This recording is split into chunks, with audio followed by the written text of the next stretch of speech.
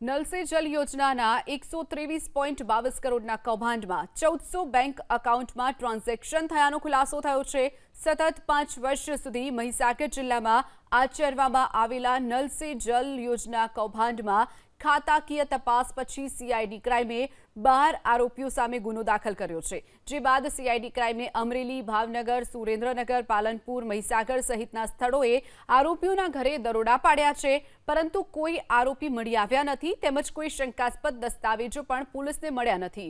પોલીસની પ્રાથમિક તપાસમાં એવી વિગતો પણ સામે આવી છે કે પાણી સમિતિના 600, એજન્સીઓના 750 સહિત કુલ 1400 બેંક એકાઉન્ટમાં નાણાકીય વ્યવહારો થયા છે। આ તમામ બેંક એકાઉન્ટની વિગતો સીઆઈડી ક્રાઇમ એકત્રિત કરી રહી છે। ખુલાસો એ પણ છે કે સમગ્ર કૌભાંડમાં ખોટા બિલ બનાવી આચરવામાં આવ્યું છે। આ બિલ કઈ એજન્સીઓના હતા અને કેવી રીતે કોના માર્ગદર્શનથી બનાવવામાં આવ્યા હતા તે અંગે પણ પોલીસ તપાસ શરૂ કરી છે।